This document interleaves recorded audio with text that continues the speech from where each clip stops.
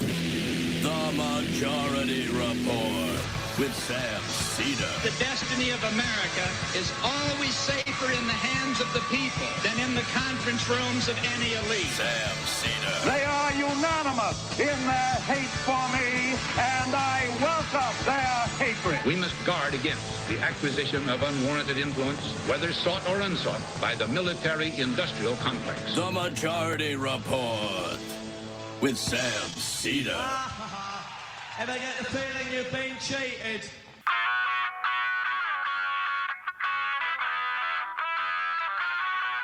It is Monday, May 16th, 2022. My name is Sam Seder. This is the 5-time award-winning Majority Report. We are broadcasting live to tape steps from the industrially ravaged Gowanus Canal in the heartland of America, downtown Brooklyn, USA. On the program today, professor of history at Tufts University, author of Black Ghost of Empire, The Long Death of Slavery and the Failure of Emancipation, Kris Manjapra will join us. Also on the program today, Emma and I vamp a little bit. We are coming off of the Big Live show in Boston that took place yesterday, and we are all still making our way back from Boston as you hear my voice. So by the magic of recording and the time machine that we have, Emma and I are here now. Hi, Emma. Both recording and a time machine. We got brought both out things. the big guns. We got both things going simultaneously. That's what we Yes. try and get going here. Let's do that Rubin clip. Right now? Let's do it. Do it now. Okay. And then we'll roll in. This interview is fascinating. I pre-recorded this a couple days ago, and it essentially works through the failure of emancipation, not just in this country, but also in Great Britain and in France. Some amazing facts about Haiti and about England in terms of the repayment. There was apparently reparations following the end of slavery in various countries. And of course, those reparations were all paid to the slave owners because of what they had to go through. They lost so much capital. In losing their property. I mean, it is, but when you hear the numbers, it is shocking. You got to support small business owners. Support them. Yeah, exactly. Maybe we'll talk more about that on tomorrow when we are back live. But let's play this clip. We were talking about this. We were thinking about playing it for the Boston show, and which has already happened. When you hear this, which had not happened when we made that decision to play it for this show as opposed to the Boston show. Although we could do the Boston show too. Why not? Right. But here is, who are these? The two conservative chicks? What do they call themselves? They're ripping off Chicks in the Office, which is a Barstool podcast, Barstool Sports podcast. I think they are, right? Yeah, because this is Chicks on the Right. This is the Chicks on the Right podcast. Even though, I mean, that seems like it's kind of a distinction without difference. Barstool podcast, also Chicks on the Right. But yeah, but this is Chicks on the Right with Hey, mock. whoa, wait a second. Matt, Bradley, I made this mistake too. We cannot say the C word. I get to say Emma's chicks. got to say it because she's a woman. She can say that word, but we can't say broads, chicks. Well, Yeah. I mean, just for the interest of, this is like reading Mark Twain. This is a decision I'm going to make. So Chicks on the Right with Mock and Daisy. The Mock and We're gonna get Daisy are these demonetized. two women here. So Yeah, this is worth watching because of how they feel like they can't say a specific word, although they're mocking the hell out of her anyways because of it. And then this is also a perfect example. If you ever wondered how it is that Dave Rubin continues to exist in the fashion he does. Here is, I want to say, evidence A, but it's really evidence A through Z. This is the sole function that Dave Rubin now fulfills for folks like Glenn Beck, whom he works for.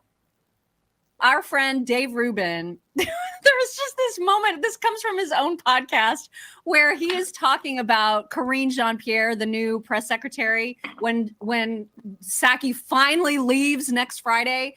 Who cares? Karine Jean-Pierre will be taking over. And as we mentioned, when the announcement came through, it was a big, big deal for Psaki and this White House to make sure everyone knows that Karine Jean-Pierre is a Black lesbian. It's important, you guys. Oh my God. That's all. So important. I don't know anything else about her. Pause it for 1 second. Right. Pause it for 1 second. I mean, I don't care that much, but it is the first time that a woman of color and an out, someone who's out about their homosexuality is in this position. I never, this position has never struck me as that important per se. But it's front facing and visible. It's about that in terms of White House positions. This is one that is probably the most visible, right? So for that reason, that's why this is a step forward. Right. And so, I mean, if you follow politics, you've probably heard about it, but I would say 98 to 99% of the country has no idea. They're just eventually they'll maybe recognize, and that's about it. But continue. These guys are really just like and thrilled that Jen Psaki is leaving. I haven't thought about that once. I don't care at all. Here we go. At all. So important. I don't know anything else about her. Right. That's it. Well, and She's that's exactly Dave Rubin's point. And pause it again. I'm sorry. First off, what did you know about Jen Psaki before she became? I mean, right. I follow this stuff. I know that the new spokesperson. I think she used to work for Move On, and I think. But when do you ever know anything about a spokesperson for the White House or they were a Fox News personality beforehand, which is the only guy that I knew about before they became that. So, or a governor's daughter. Right, exactly. Here, let's continue. That's exactly Dave Rubin's point. But the way that he talks about her, because he's gay and he can, it just cracks me up. He literally calls her a Black lesbo. And I just love him so much. Watch this. Be replaced by Karine Jean-Pierre. We know nothing about her other than the most important things. She's a Black lesbo. And for that, she's got the gig. Very exciting. She's also married to a CNN anchor. Yes, you can't make this stuff up. She's married to Suzanne Malveaux, who is a CNN anchor. I did not know Suzanne is a lesbian. Not that there's anything wrong with that. But you think that perhaps in terms of optics, if you were bringing in a new White House press secretary, you could possibly find someone who wasn't married to a CNN anchor. Do you think that would be possible? But the impossible is possible with these people. Anyway, I just love that. He could get away with that. He could totally get away with calling her that. Yeah. We'd probably get scolded for that. I love the fact that they are much more fixated on the Black lesbo part and how like she's Black lesbo and just giggling at that. Just they want so badly to just say lesbo. It's so strange. And then they really do, in many respects, to sort of gloss over the part that is a little bit problematic. I don't think it's as problematic for the White House as it is for CNN. But yeah, maybe you shouldn't. If you have a journalist who is on your payroll and they are married to someone in the White House, maybe I don't know. Maybe CNN is doing this and they're making disclaimers and they're taking her off of the White House beat or something. But I mean, they sort of have a little bit of a history of this, don't they, CNN? Oh, no. Lessons learned. Nothing comes to mind about issues with family members also being in government and that causing some ethical concerns over at CNN. I don't know. It's good to just tune in. Like, people might be curious and speculate. What frequency do people enjoy Dave Rubin on these days? Well, it's good to just tune right into that frequency and see. It's the belly laughs at him saying lesbo, and not that there's anything wrong with that about lesbianism. And it allows, like, these women to live vicariously through him on air, when definitely off air they're saying much worse things about gay people, but they like feel aggrieved that they can't broadcast it in the way that Dave gets a free pass to.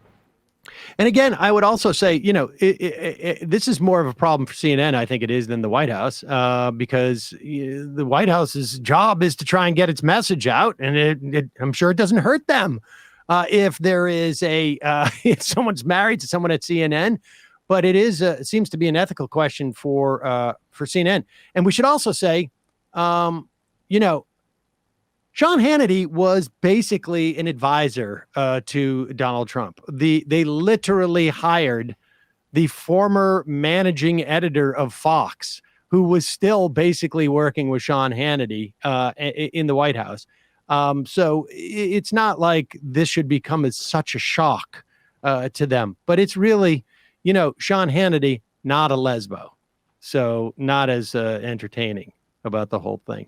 No. Yeah. All right. We're going to take a break in just a moment after our sponsors to talk to Kris Manjapra. First, I would say this. Did you know that only 9% of plastic actually gets recycled? 9%. Doesn't matter how much we put in our recycling bin. 9% because of the way I think the process for recycling. Well, if you are starting to feel bad about all those huge plastic bottles of detergent and soap and all that stuff, this is for you. At Grove Collaborative, they believe it's time to ditch single-use plastics for good. In fact, by 2025, Grove is going to be 100% plastic-free. They've got laundry detergent, hand soaps, concentrated cleaners.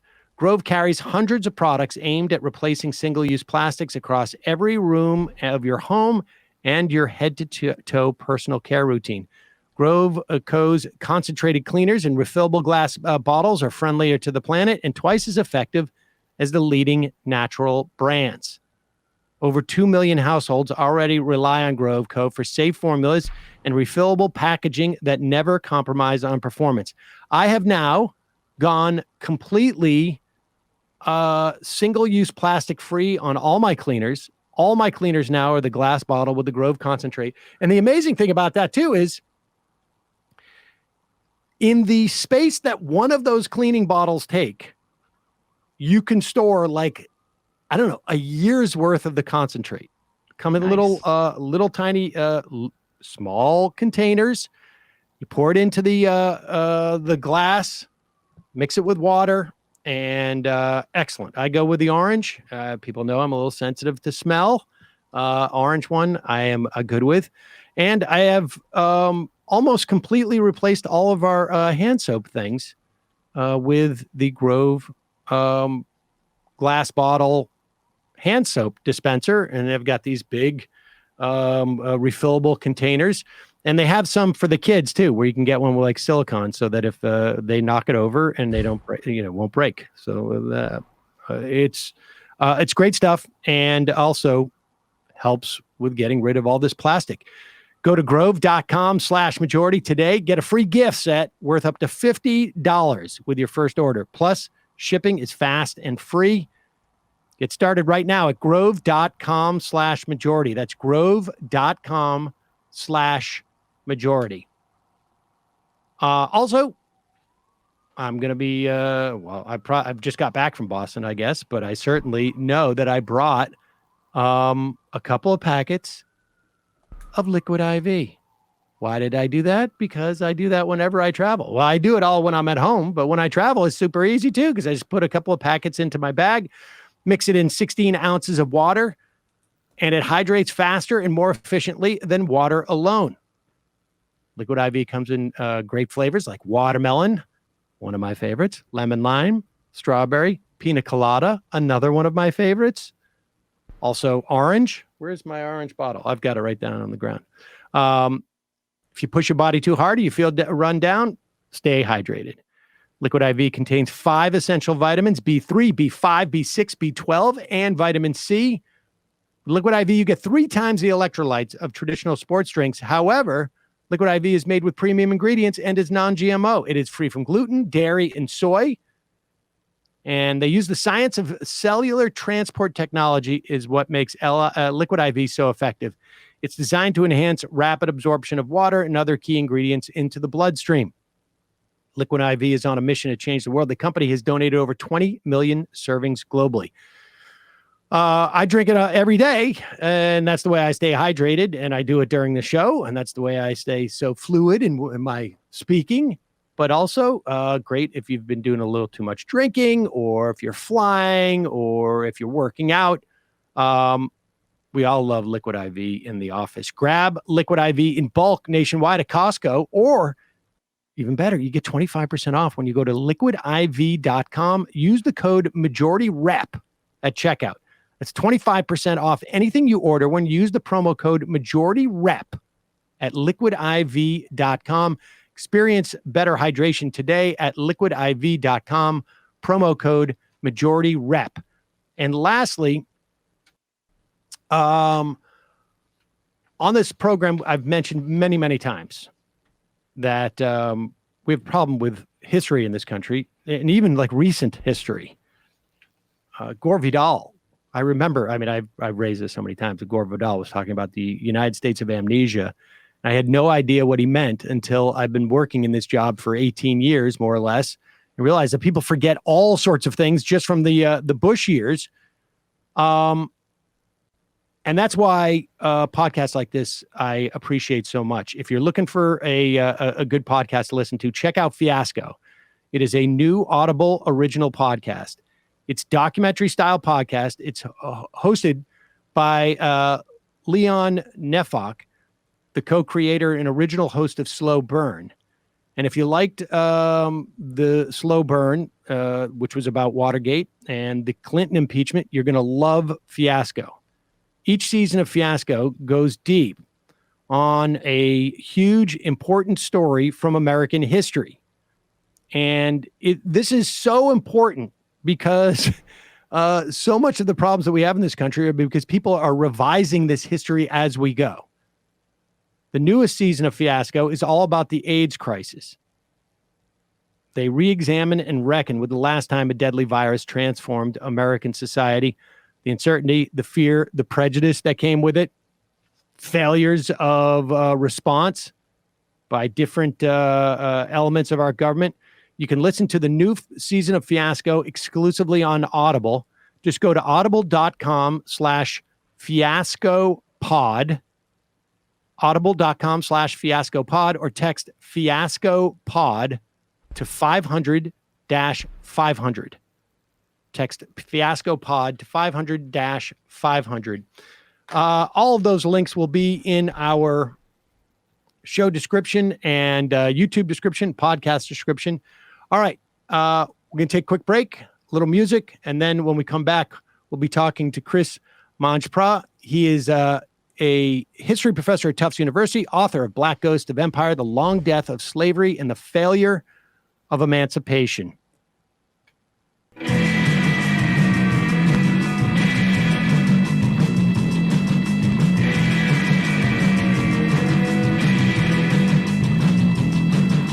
We are back. Sam Seder on the Majority Report on the Zoom, I guess, or the ping.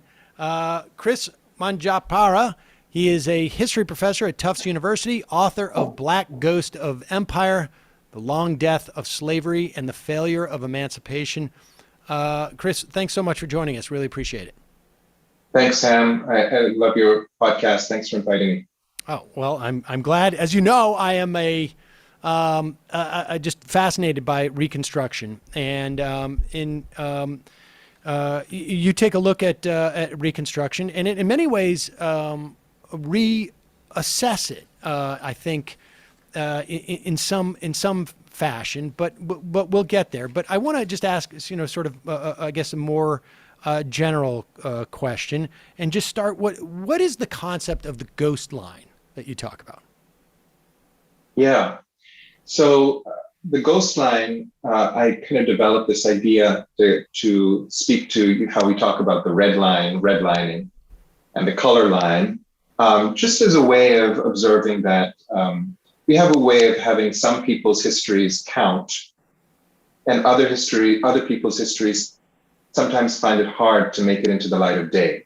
And that line that divides the experiences that count from the experiences that we don't talk about, that's what I call the ghost line.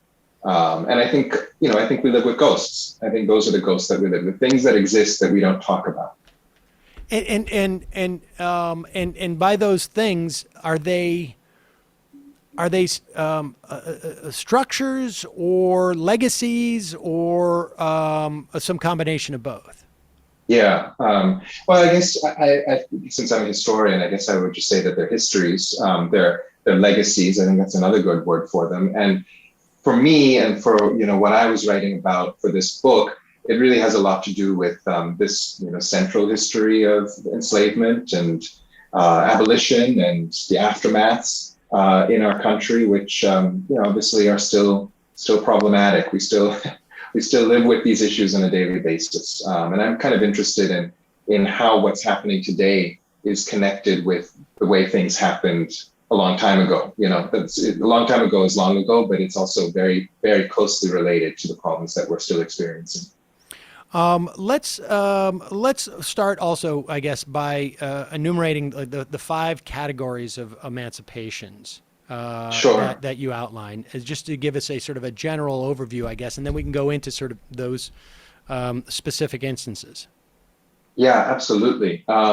So in the book, I kind of divide the book up into a study of 100 years of emancipation. But when you look at that century, what we actually see is that there were many, many emancipations, including the one that happened about a week ago. We commemorated Washington, D.C.'s emancipation in 1862. There are many emancipations, but they boil down to basically 5 types. And I'll just give you the titles, and then, you can let me know how we want to go from there. But we have gradual emancipation.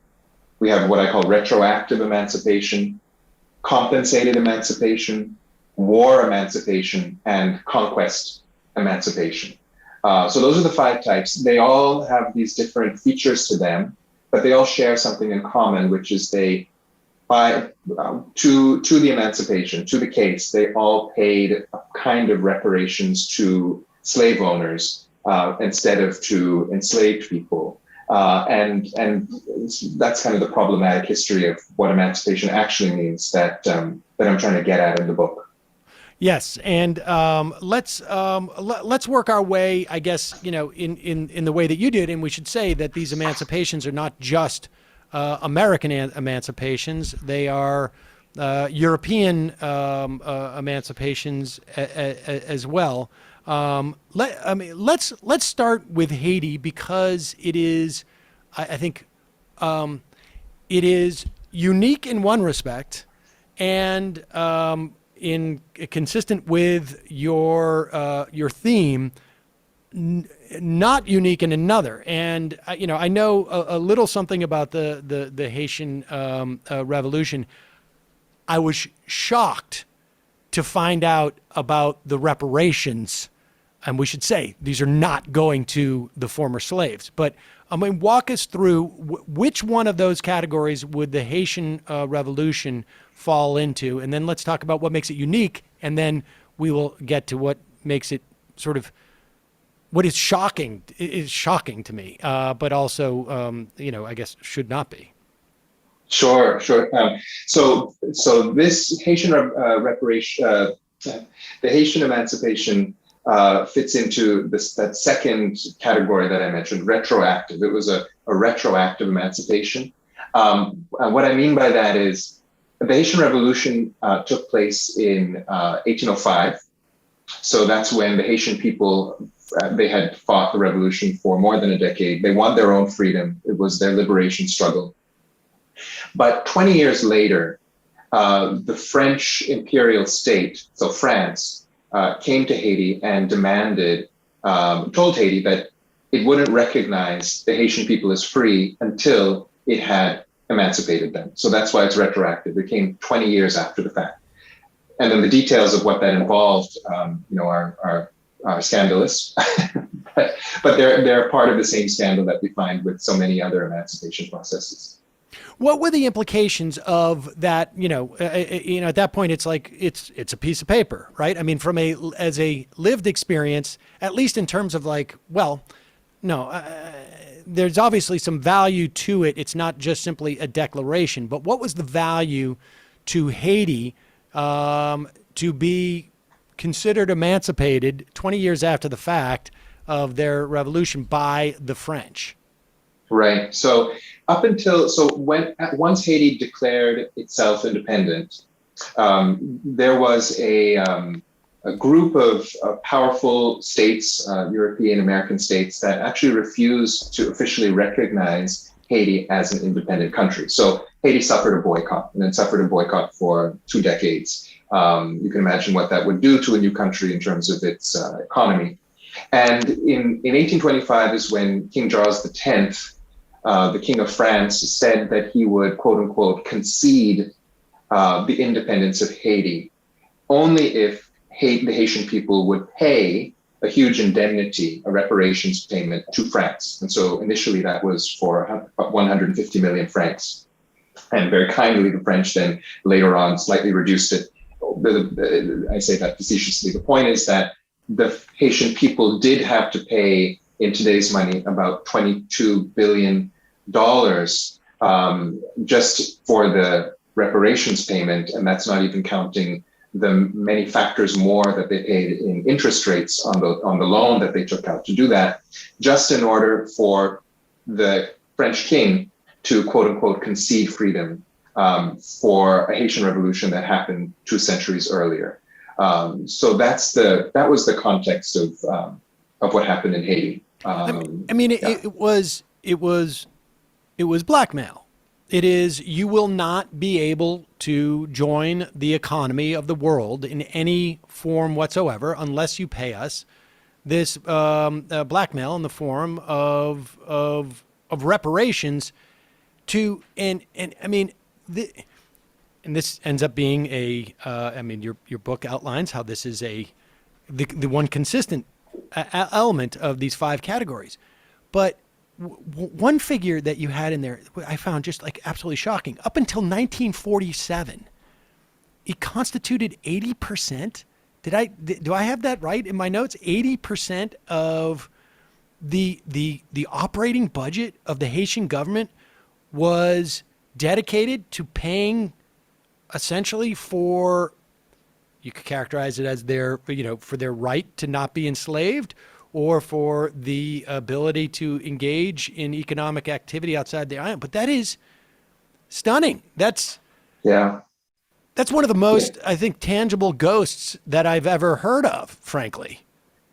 Yeah, absolutely. You're absolutely right. This debt legacy was crippling to the Haitian state long after that 1825 moment. And when we think about the percentage of the national budget that was going to just pay off debts, that no wonder why countries like Haiti are experiencing today the kind of infrastructural and political turmoil that they are. Right? It's not the point is, it's not coming from nowhere. It's actually coming from the kind of deal that was struck or imposed during emancipations. And that's the theme that I think we see kind of recurring, throughout all the other emancipations, is that what happened in emancipation, it continued the problem. It didn't end the problem.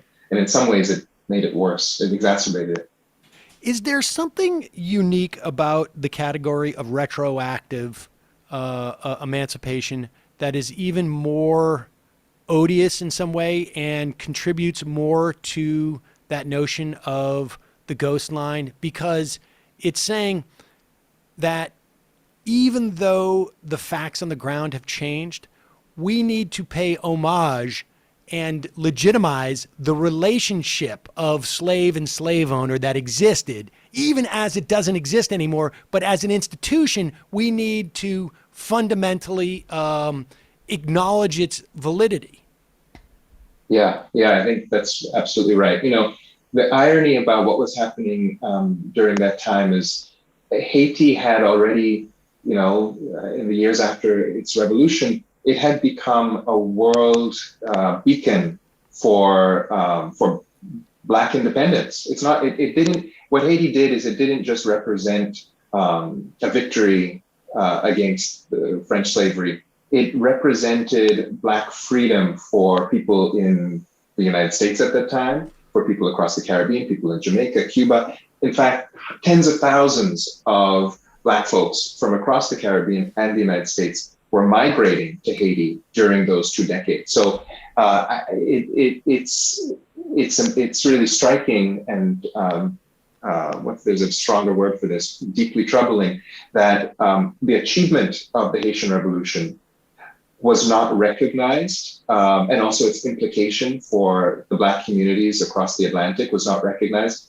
especially given that when you look in comparison to what happened with the American Revolution, it wasn't long after the revolution until which country? France was the first, of course, to recognize American independence. And so we have this very stark contradiction in general, but also specifically in how the French state responded to, for example, the American Revolution versus the Haitian Revolution. It just wouldn't let go of Haiti unless it was able to impose that emancipation on them. How much of France structuring it that way as reparations was a function of, because every person I have spoken to who has studied Haiti, who is an activist in Haiti, has echoed the idea that the Haitian independence created a real resent and fear, particularly in the United States, because hey, wait a second. We don't want, this is not the lesson that we want our slaves to know. And it also, how much was the French structuring it in such a way that you owe us for your freedom? Like literally it was a taking from us to have your freedom, was a function of also doing a service internationally to the institution of slavery. Because they could have said well, look, we had losses that weren't a function of slavery. We're just going to say if you want to join our trade routes, here's the fee that it's going to cost. They could have said it that way, but they didn't. They said we need to be paid back for your freedom. Yeah, that's so true. And what was at the crux of this? It's exactly the attempt to make sure that the end of slavery would be done on the terms of the established, political elite or the power interests. I think of it this way, that, the word emancipation itself comes from the Latin word, which means to let free from my hand. That's what it means. And so what the French were basically saying is Haitian freedom has to be recognized as being a gift from France. And if it is a gift, it must be matched with an appropriate, indication of appreciation. It has to be compensated for. That is another way of France at the time saying, we're going to control the narrative here.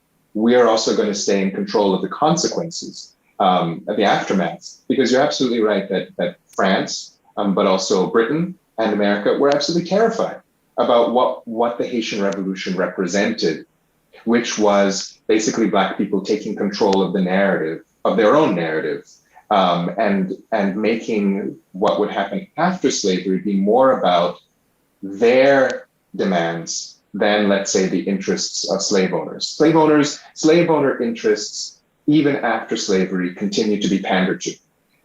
And I think that's what I find so cunning and striking about emancipation, is they were designed to do that so well. The different ways that they made sure to appease slave owners, even once slavery ended, is truly remarkable. What is an example of a gradual emancipation in terms of your categories? Yeah, so this strikes close to home because I'm talking to you from Boston, and it's up here in New England and the northern seaboard that we had this. We can also call them the first emancipations. These began right in the wake of the American Revolutionary War. And they all, so I'm thinking about Pennsylvania and Connecticut and Rhode Island and New York and New Jersey. They all had what were called the gradual emancipations. They all were defined by something different from what happened in Haiti, which was the key character that once emancipation was declared, two things immediately took place. Number one, enslaved people who were alive, obviously, continued to live in slavery. So their condition wouldn't change. It was only their unborn children, people who were born after the emancipation date, who would be freed, okay? But the second part of it is they were not to be freed immediately. Those infants who were born, they were to be generally freed after 18 years. So they had to serve a temporary slavery and then they were freed. Hence, it was called the gradual emancipation because it would take generally 18 to 25 years for infants born into the world to then get their freedom. So it paid slave owners not through cash this time, but through the free labor of enslaved people or nominally freed people for a period of time, generally 15, 18, 25 years. What was the intellectual justification for that? I mean, if you accept the notion that we shouldn't have slavery and we should emancipate, what was the justification? Like, how did they? Like, why?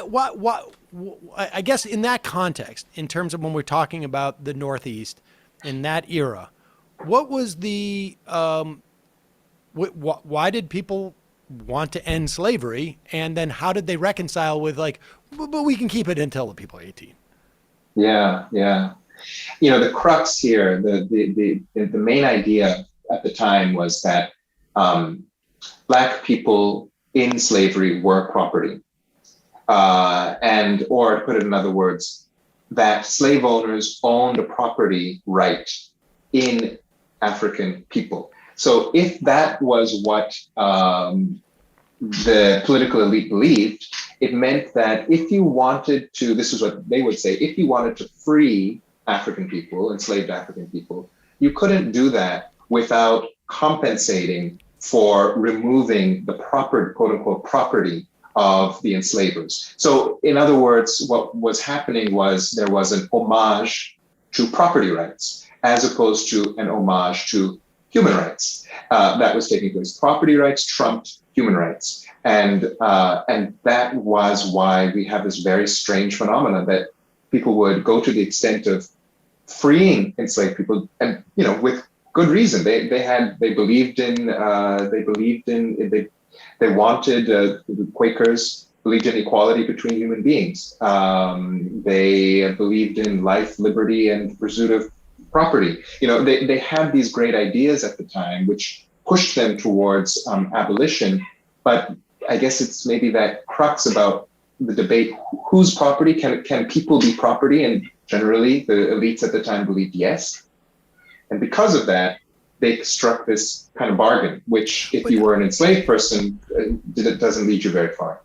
So it was these religious ideas, I guess, that said people are not property, or people shouldn't be enslaved. Are we talking about separate factions? And how did the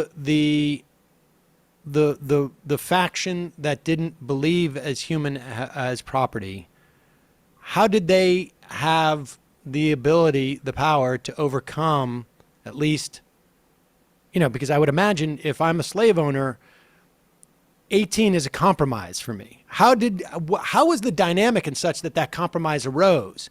Was there any individuals who held both beliefs simultaneously? I think there were probably the majority of people, the mainstream abolitionists held both beliefs simultaneously. The belief that Black people were human beings and the belief that Black people in slavery were property. It was not implausible, and in fact, it was very common for mainstream abolitionists in the United States, in Britain, to hold both views simultaneously. Now, the question is, like, how is that possible? That's mind-boggling.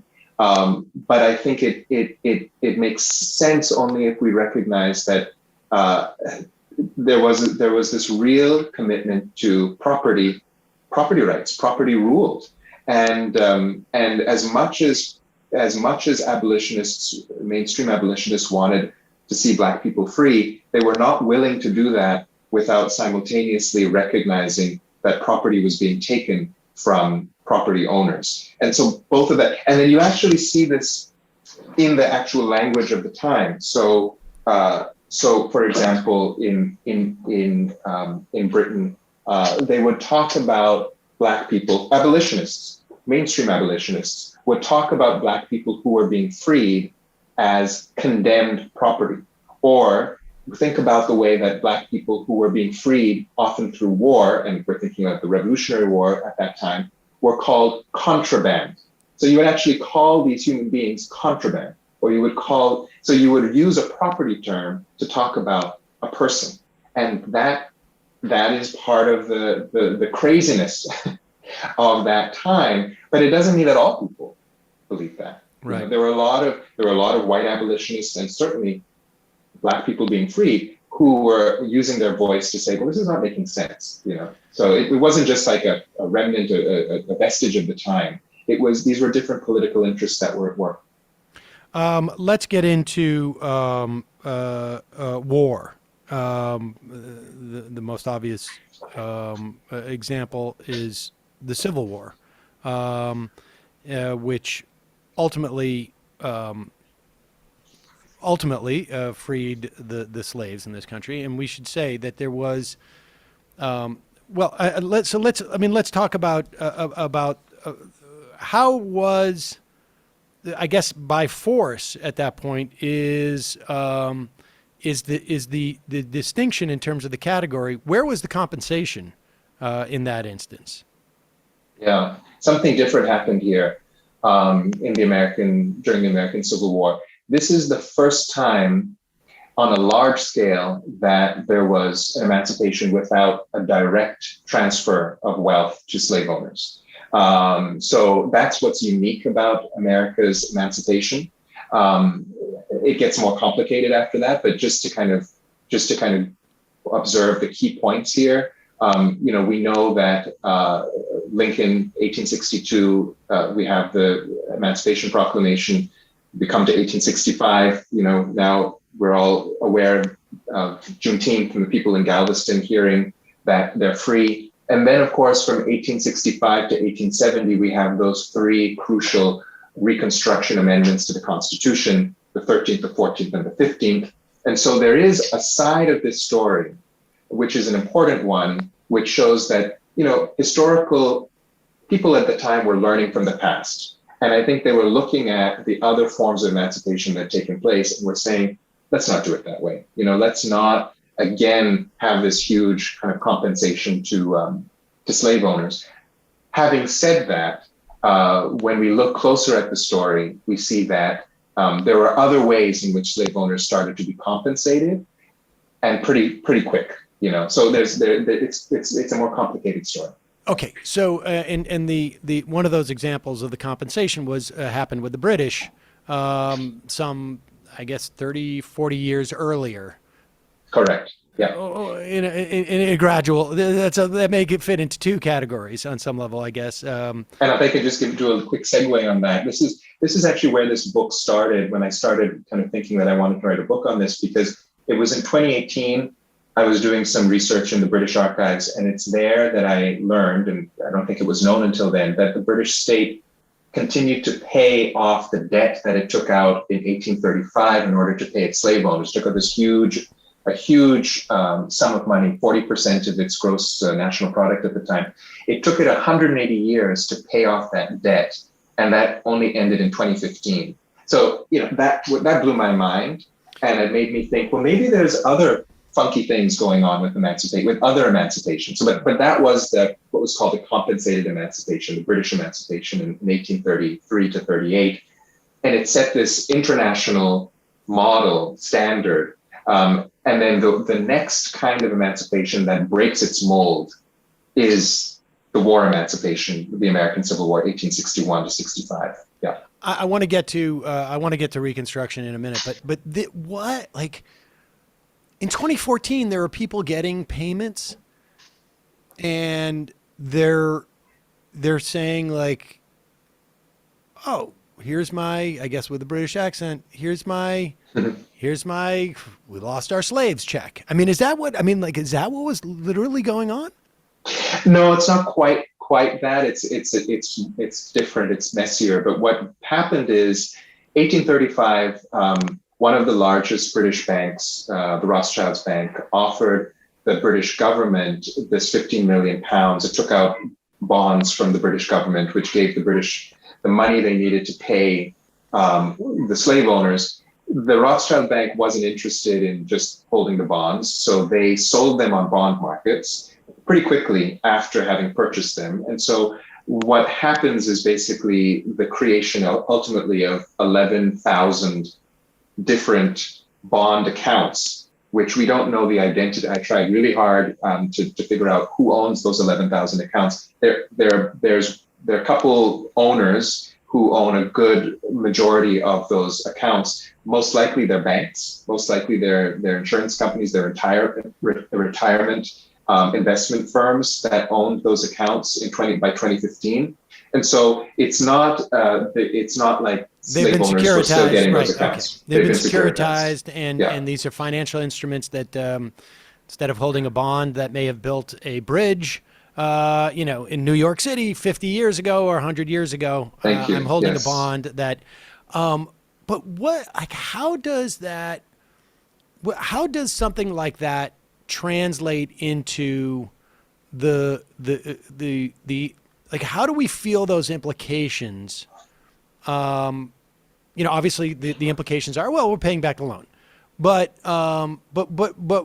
is there any other sort of like second order, third order? Is it just imprinted in the national psyche? I mean, what does that do?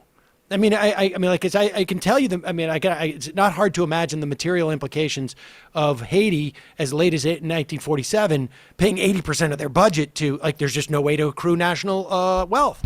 All of the value that is generated in their country is being extracted. But within the context of of England, how would that manifest in a similar way? Yeah, well, it did manifest in some really crazy ways. So number one, remember that when this was happening, Jamaica and other Caribbean countries were still colonies. And so because this huge amount, the British government had gone into such a huge debt in order to pay its slave owners, it meant that it needed to extend colonialism in the plantation colonies, places like Trinidad and Jamaica and Barbados, for much longer than would have been the case otherwise, all the way up to the 1960s. And those colonies were paying the British state through their colonial remittances, and that money was going to offset this loan. So that's one way. Here we have, yet again, the enslaved and their descendants paying slave owners and their descendants for this letting free of the hand, for this emancipation. But then think of it also in this other way, that Black people living in Britain who are descendants of enslaved people were helping to pay off that government loan for 9 generations, all the way up to 2015. And so there's that deep irony there as well, and that they also didn't know that was taking place. Right. And of course, the many British people who would have hoped that none of their tax payments should be going to support this kind of, debt legacy. Again, they were all part of paying it off. And the one thing that I want to say in response to that, because people might say, look, a debt is a debt. They took out the money, they had to pay it back. But history gives us many, many examples of what's called odious debt. There are many regimes in the past that when they recognize that a large debt that their government has taken in an earlier time is illegitimate or is unjust or unethical, they cancel the debt. They refuse to pay it.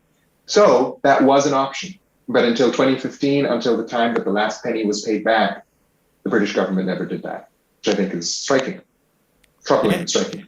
And often often, not always, a country goes into debt, it's in investing in some type of material benefits for the vast majority of people. I suppose you could argue that they went into debt to invest in the freedom of these slaves, but the idea that they extended colonialism to pay off that ends up cutting into that argument a little bit. Let's go to Reconstruction. I mean, the Reconstruction was an opportunity for this country to fundamentally change the trajectory of the country. And I think it's fair to say that some of it was changed, without a doubt. I mean, I'm of the mind that Reconstruction is really the founding of the country as we know it now. But it was flawed. The 15th Amendment, I think you make really clear, and it is, I mean, you can pick up a newspaper almost any given day of the past, 5 years and find an example of how the flaws just in the 15th Amendment in and of itself resonate today. Will you talk about that?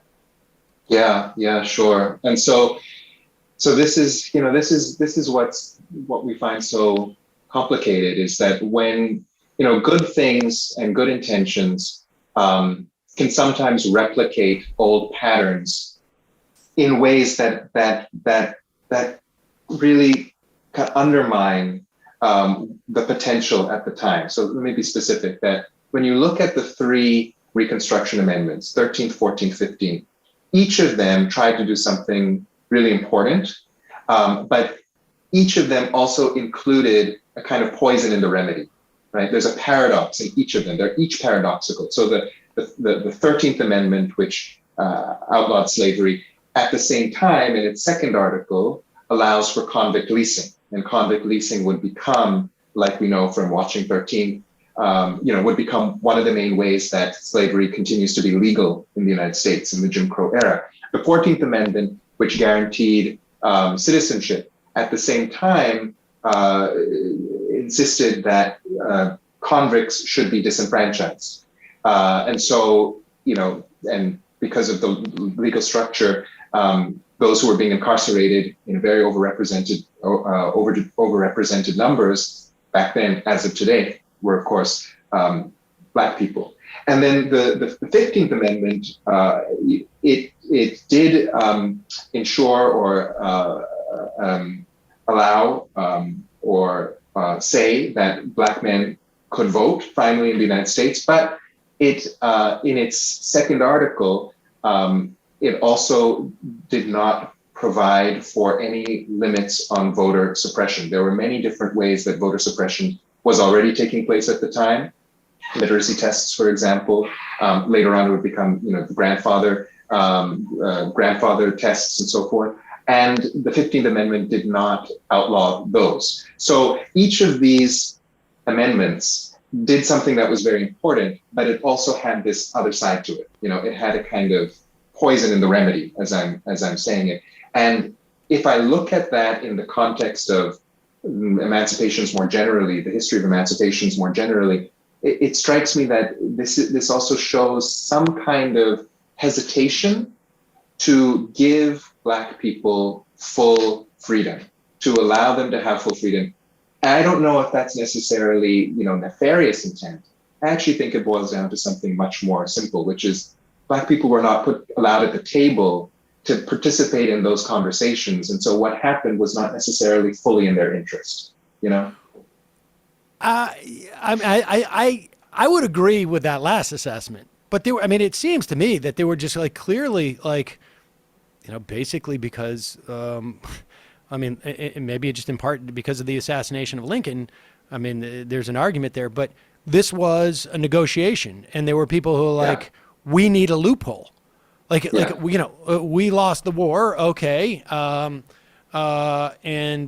you want to end slavery, and you want to. We cannot deny someone the right to vote because of their race, but we'd like a loophole where we can create all these surrogates as a way of, and if we have to cast a little wider net, and snag some other, poor white people, that's okay too.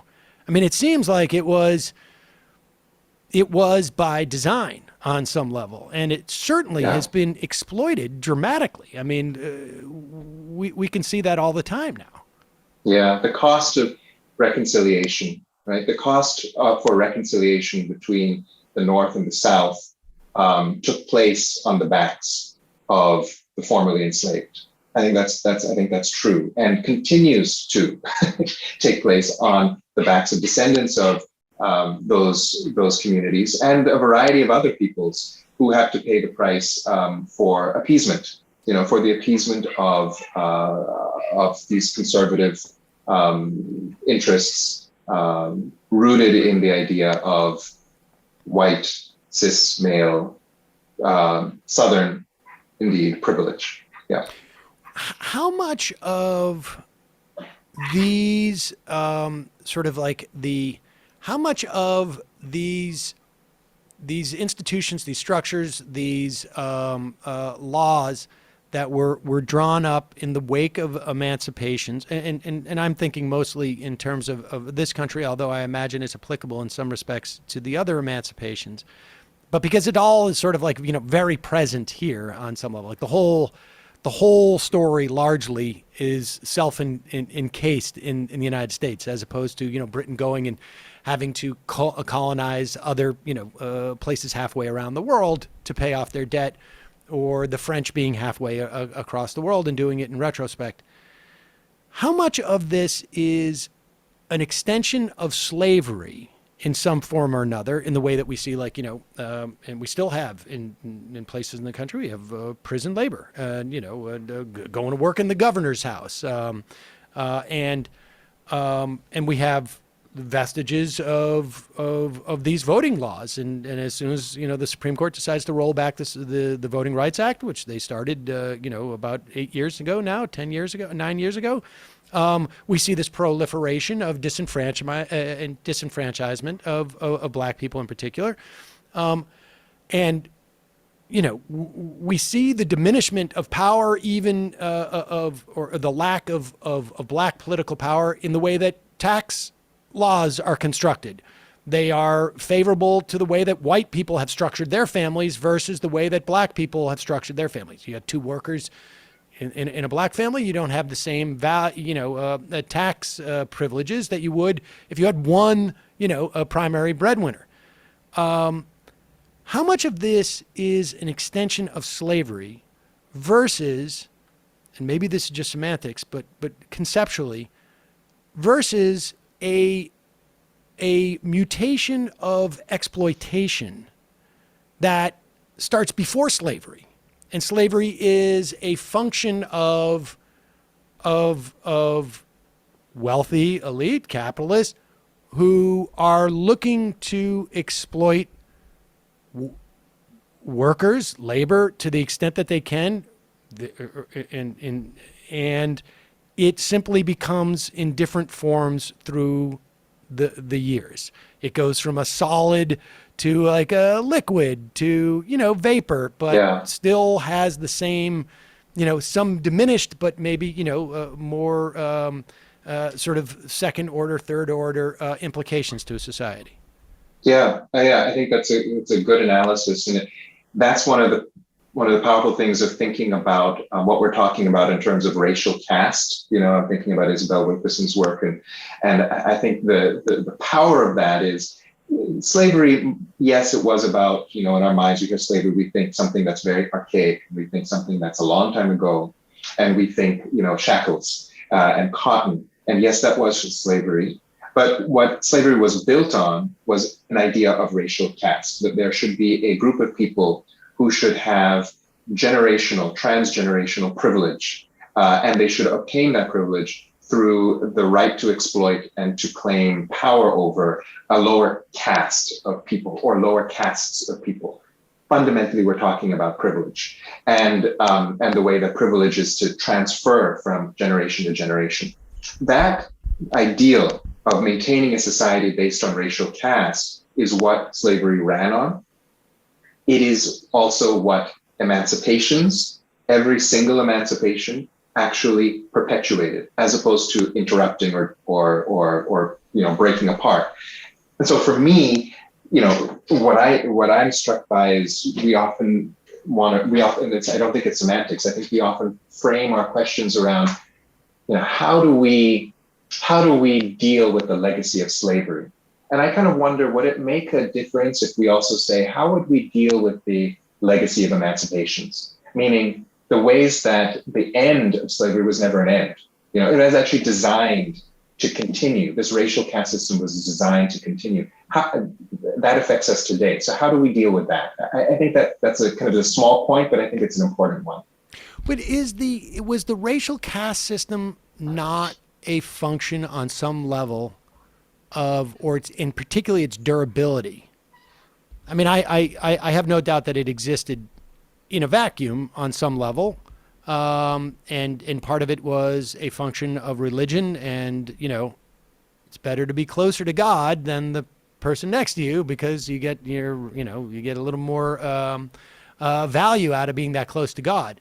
But was it a coincidence that there was a greater desire or need or value in free labor in the South than it was, let's say, in the Northeast?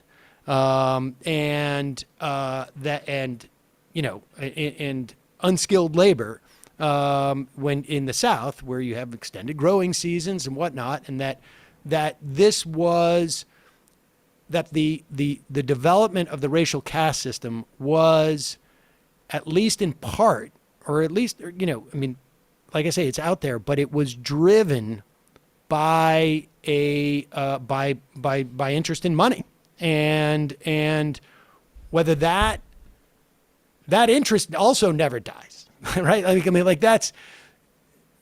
Is that the first order of what's going on? I'm not saying it's necessarily the solution to it, because we've had at least a couple hundred years to develop that caste system, and on some level it can run on its own, and does. But the primary impetus was, we're going to exploit. I'm going to go extract value out of these people, and it's easier to do it when we can otherize them, and this but that desire to maintain the power and the money is what is the through line through it. Yeah, I agree with that. I mean, I think another way of asking your question to me is, how do we explain how recurrent this commitment to maintaining a caste dominance, a racial dominance is? Is it just because people are messed up? Is it psychological? Where is this coming from?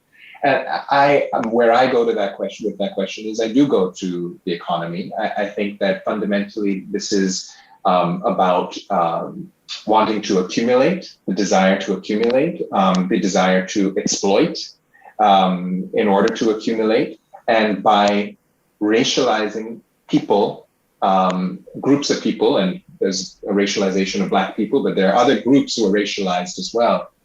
It allows you to suspend the regular civil ways of treating them, and to treat them more like a resource, to treat them more like an instrument, to treat them like property, right? And so what we're talking about is how race actually serves the conservation of property within the hands of a few, and prevents it from being distributed amongst the many.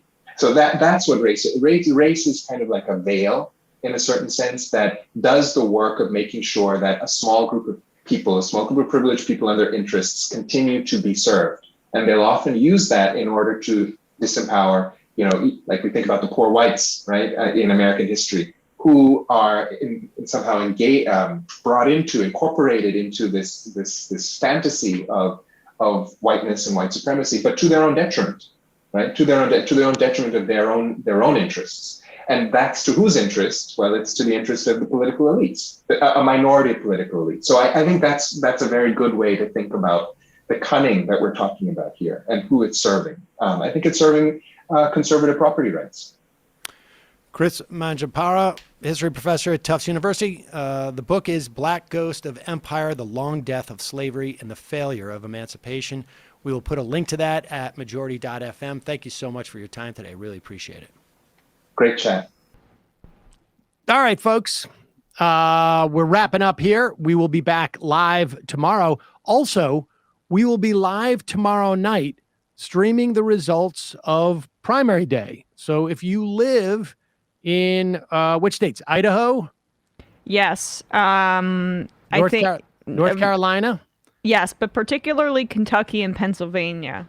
Kentucky because Charles Booker is running there. He initially ran against Amy McGrath in the primary and narrowly lost despite a late surge, and we all saw how that turned out, McGrath versus McConnell. So Charles Booker would be going up against Rand Paul if he were to win this primary.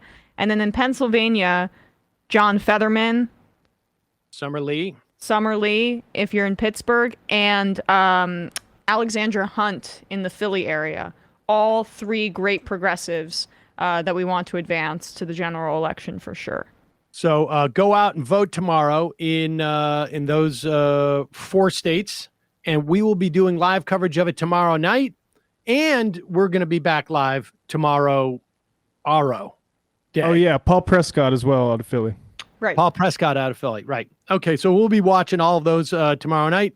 I'm not sure what time it's going to start, but if you check out the show tomorrow, we will let you know. Also, follow us on Instagram and on Twitter and on Facebook, and we will let you know.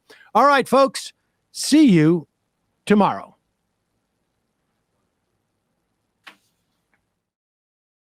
It might take all the strength I got to get to where I want, but I know some